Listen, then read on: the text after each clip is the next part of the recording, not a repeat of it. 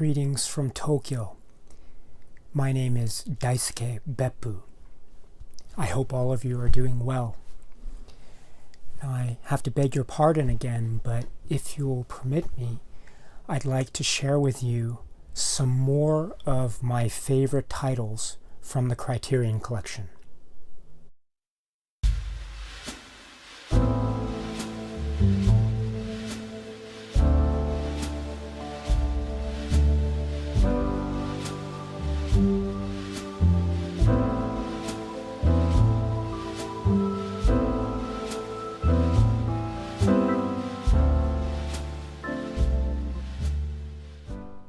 So I made a video a few days ago showing what I called my top 10 favorite films from the Criterion collection. Now, one of the things that's good and bad about making lists like that is that, well, on the one hand, it's good because it helps you to distill your favorites down to the essentials, as it were. And I understand that top 10 lists are a real good way of showing what it is you're thinking about and expressing those ideas in ways that are easy to understand for others. You know, I love reading the top 10 lists of other Criterion collection persons, for example. So I appreciate the value of top 10 lists. But the downside of making those lists, of course, is that for every film that you mention, you realize in the back of your mind that there are at least 20 more that you should mention, but you don't have the room for. So that's a real dilemma, especially when you talk about the Criterion collection, as there are so many wonderful films in the Criterion collection. I mean, at the moment, you have Spine Number 1, and it's going on to now, currently we're in the 900s. So that's a lot of films in between. And it's impossible to pick just 10 or just 20. So please think of this as just an extension of my favorites, and I'll try to make more as well as time progresses. Again, this is subjective, and this is all based on my own experience and opinion and perspective. You might agree, you might disagree. That's perfectly fine. If you have any suggestions of your own, I'm always open to listening to what it is you have to say. You can leave a comment or you can find me on Facebook. Without further ado, therefore, let me show you yet some more favorites from the Criterion collection. Spy number 42, Fishing with John. This is by John Lurie from 1992. This is a collection of 6 episodes, each shot on video, where John Lurie takes a guest and goes fishing. And that's the premise. That's the whole setup of the series. Episode 1 is with Jim Jarmusch as a guest. Episode 2 is with Tom Waits. Episode 3 is with Matt Dillon. Episode 4 is with Willem Dafoe. And episodes 5 and 6 are with Dennis Hopper. That's a 2-parter. This is the funniest title in the Criterion collection, in my opinion, by far. I really love this. This shows how much of a comedic genius John Lurie is. And the comedy doesn't come from, let's say, specific set pieces, although there are some of them there. I think for me, the greatest gems of comedy, as it were, come from just the regular talks and discussions between John Lurie and his guest. You know, some of those talks and some of those little snippets of comments are really illuminating and hilarious. There's one exchange in particular where John Lurie and Dennis Hopper are talking about Dennis Hopper's film Easy Rider. It's just, I won't get into the details lest I spoil it, but it's just some of the funniest stuff I've ever heard. Also, there's the episode 4 with Willem Dafoe, where they go ice fishing. And, and there's just a lot of interesting stuff about the two of them sleeping in the same sleeping bag. And there's also the first episode with Jim Jarmusch, where the two of them are going to go try to find a great white shark off of Long Island, and they're talking about, what are some of the great shark movies, and they just say Jaws. I'm sorry, I don't mean to make these comments without establishing much of a context. I apologize, but this is just my trying to say to you how much I love this film, or this series, I should say. And this is a truly, truly funny title. As I said, I think it's the funniest title in the Criterion collection. Now, this is a DVD, and as you can see, it's an old school DVD, meaning it hasn't been upgraded, or it hasn't been improved upon, made into a Blu-ray, etc. Now, I don't want to have you, I don't want to suggest that you go out and buy this DVD immediately and then a couple weeks later this becomes a Blu-ray. I mean, I don't want to do that because I don't have any information about that. And I know that a lot of people collect only the Criterion Blu-rays, and I perfectly appreciate that. But that being said, if you are still so inclined, I highly, highly suggest, if you haven't already, that you get Fishing with John. As I say, it is so funny. And it's 6 episodes, so you don't have to watch the entire thing in one sitting. You can just watch one episode, and that's it. I think it's one episode is 30 minutes, I want to say.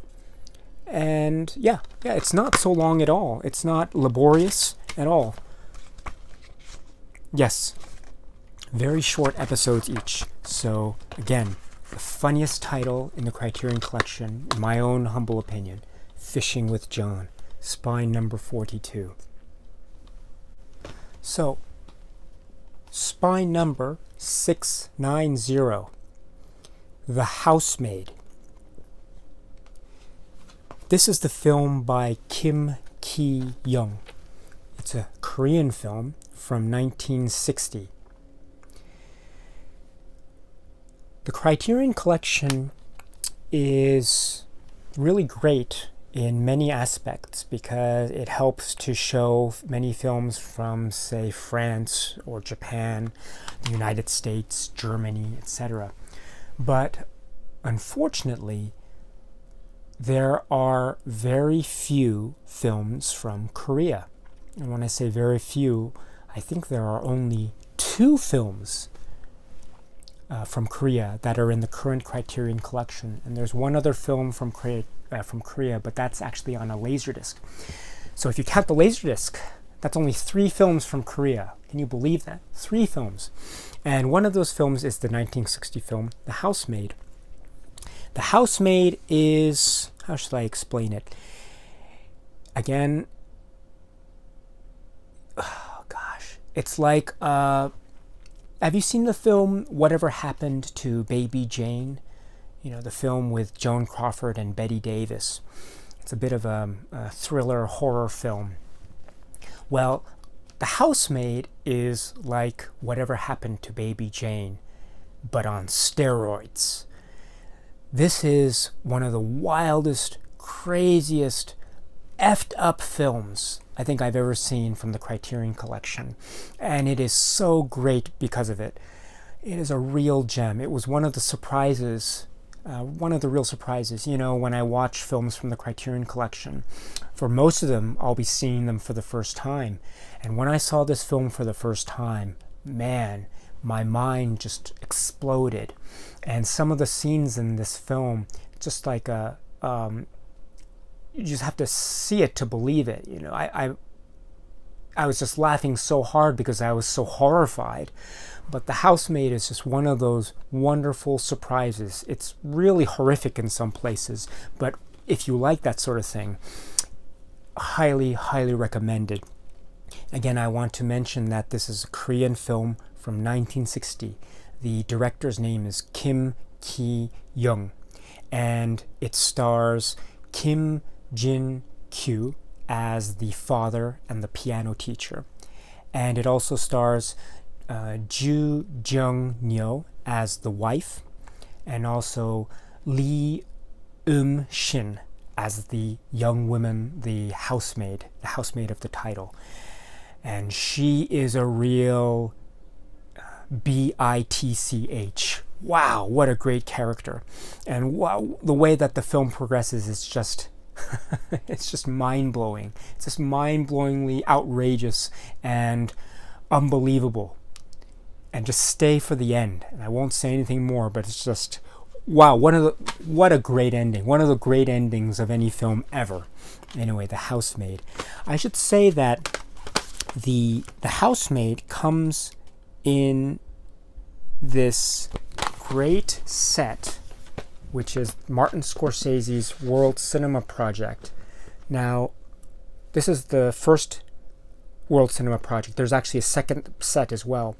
There are some other great films in this set, such as Tukibuki and Dry Summer and River Called Titus, to name a few. But I really think that The Housemaid, for me, is perhaps... Well, The Housemaid and maybe Tukibuki are probably the two films that I really love from this really stellar set. I highly recommend that you get this set. It's really great. Unfortunately, yes, The Housemaid, I think, is only available, if you're going to get it through Criterion, it's only available through this set. But maybe if you can luck out at a Barnes & Noble sale, hopefully you can get this at a really good price. Anyway, The Housemaid. The Housemaid from Martin Scorsese's World Cinema Project. Just a wild and crazy film. Spy number 554. Still Walking. This is the film from 2008 by Japanese filmmaker Hirokazu Koreeda. Now, Koreeda is getting a lot of attention of late because of his recent success at the Cannes Film Festival. But this is a film that I think is quiet, moving, stunning, and powerful. It's essentially a day in the life of a family. But wow, what a day it is. And yeah, it's just so quietly moving. One of the most moving experiences I've had in a long time. There's not really much of a plot. In fact, I think the plot is very minimal. And I think that's actually one of the great strengths of this film. You don't need a narrative.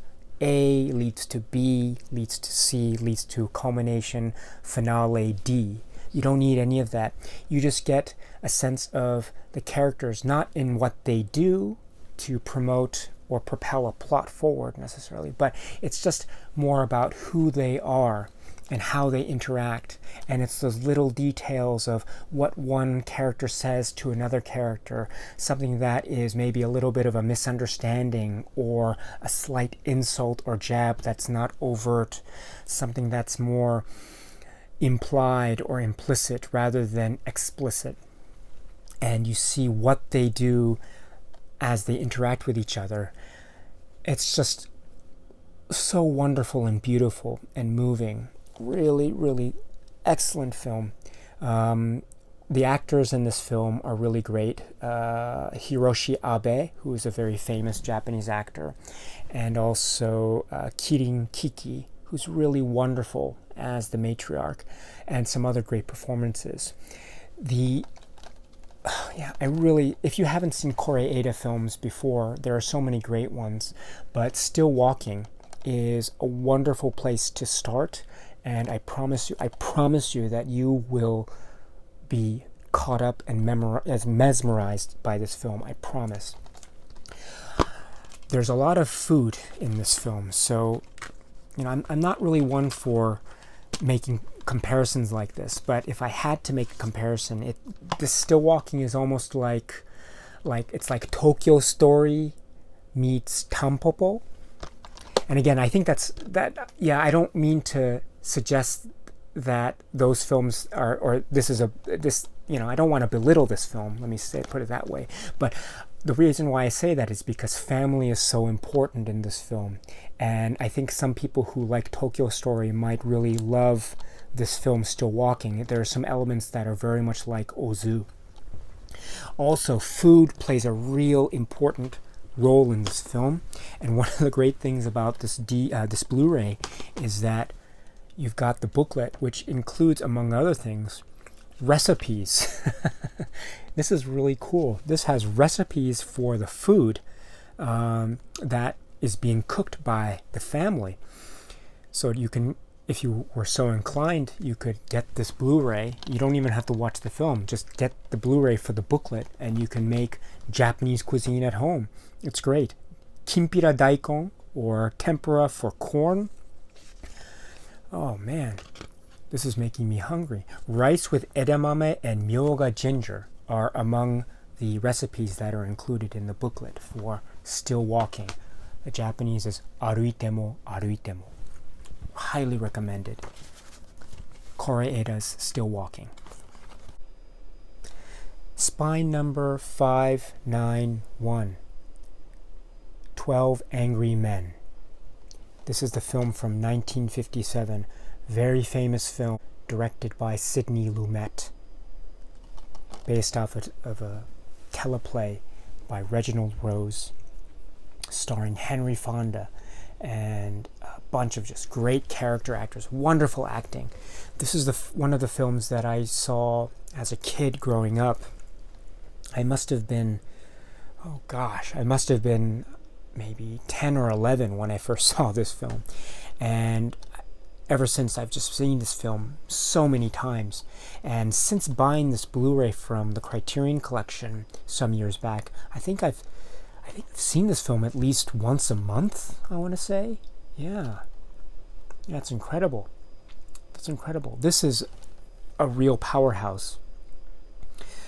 Simple premise, really. You just have the film about the deliberations of a jury that is a jury in a murder trial in New York State Court. And the consequences are potentially very serious and dire, because since it's a murder trial, if the jury, comprised of 12 jurors, unanimously finds that the accused is guilty of murder, of the crime, then the accused will be subject to the death penalty. So that's a very heavy, potentially very serious outcome. So this is a very serious drama, and each of the jurors has his or her own experience and perspective, and not all of them have good intentions. Actually, come to think of it, I'm not sure if any of them have any good intentions, really. I've seen this film so many times, but it's very easy to side with the Henry Fonda character, juror number 8. Juror number 8. But even juror number 8 does a few things in this film that I think are pretty questionable. If I side with anyone now, I think I probably side with juror number 4.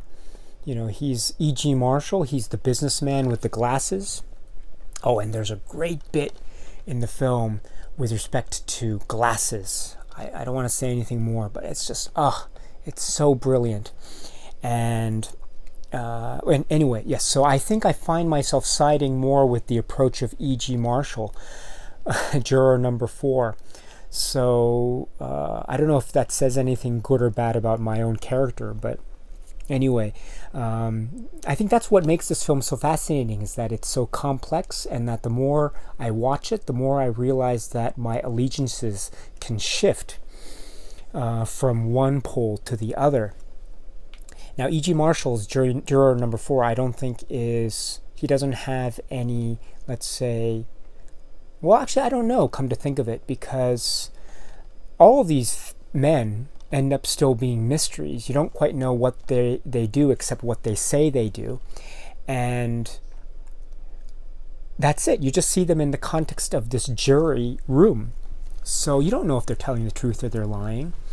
The film doesn't really explore that, but it's just one of those fascinating facets of this film, is who these characters are and why they say and do what they do in this film. And as that's revealed slowly as the film progresses, you realize how scary and flawed, potentially, the jury system is. Although the film, I do think, presents the concepts of, let's say, guilt beyond a reasonable doubt and the burden of proof and other concepts of criminal criminal law, I think, pretty effectively. Anyway, there's 12 Angry Men. Real powerhouse of a film. I love this film so much. Spine number 52. YOJIMBO.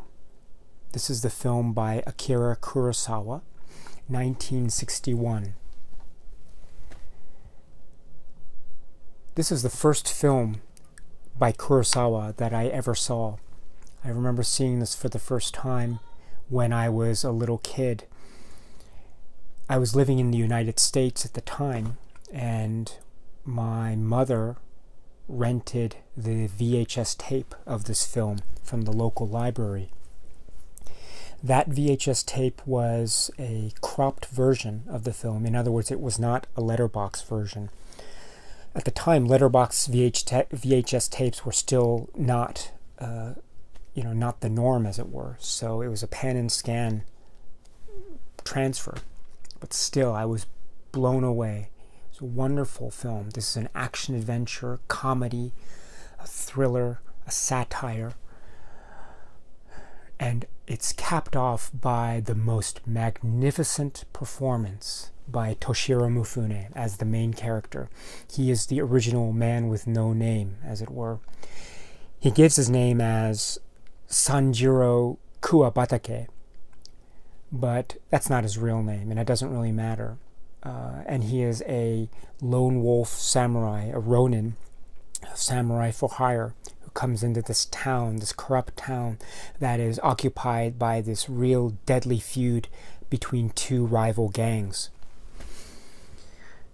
To me, it's all about the Mifune performance. If you know the film at all, you know that it starts with this vista of mountain landscape, and you get the rush of the music, and you get the title of the film flashing across the screen, and then it cuts back to the mountain vista, and then you hear the music swell, and you see slowly emerging into the frame the back of this huge character, this slightly disheveled samurai. And he just has his back to the camera, so you can only see the back of his head and his shoulders, and he does a little rustle with his shoulders, and he scratches the back of his neck, and he walks, and the music just explodes with this wonderful drum beat, and we are off into this great adventure with this wonderful force of nature of a character. He is like a rock, he is like a mountain. And that's Toshiro Mifune. And you realize that he is not only this disheveled, grumpy Ronin samurai, he is also one of the great swordsmen. And the way that Mifune moves in this film, his physical actions are just electric, really dynamite. He has the ferocity of, he's like a ferocious lion or something, but yet at the same time he has the grace and the eloquence of a ballet dancer. It's amazing, those two aspects colliding into this powerhouse of a performance. Very early on you see some of his sword play. It just comes in a violent splash and it just disappears after a single moment. But the way he brandishes his sword and the way he puts it back into the scabbard, and he readjusts himself and puts his arms back, and he does his things with his shoulders and walks off. That is real, just wonderful movement. Baryshnikov or Fred Astaire, just wonderful, lovely movements, and that's just so emblematic and key to this character, who is at once a violent monster on the one hand, and yet someone who has a real sense of what is right, in this really warped world where, seemingly all the good has been thrown to the side. And it's really fascinating. I love this film, YOJIMBO. And this is a very famous film, so it's not like this is going to be new stuff to most of you who are watching this video. You probably know this film inside and out.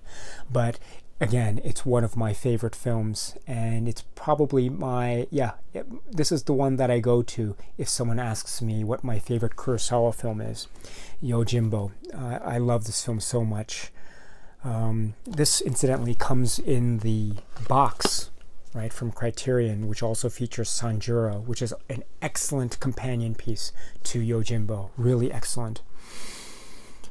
I love this film. YOJIMBO, spine number 52. So let me stop there and just conclude this video. Once again, this has been a video about some more titles in the Criterion collection that I really adore and are my favorites. There are still many others, and who knows, maybe I'll try to make some more videos to showcase and highlight those other titles that I really, really love. Maybe you realize it by now after watching this video. I really, really love the Criterion collection. I really do. I think it's really wonderful, and it's a real great resource for those of you who are into film. So if you have any comments or questions about this or any films in the Criterion collection that you recommend, please let me know. I love to hear this stuff, and I love to talk to anyone out there about Criterion and about film in general. I should say also that I promised to make a film, what am I saying? I promised to make a video showcasing all of the Criterion collection titles in one single video. I'm still working on that, and the editing is taking a little bit more time than I had originally anticipated. So please, I just ask for your patience as I produce that and complete that video. Once it's completed, I will post it on YouTube. In the meantime, if it takes longer than I anticipate, I'll try to make other videos in the meantime in order to continue the discussion about the Criterion collection. Anyway, thank you very much for your time. I really appreciate it, and have a great rest of your day. Thank you very much.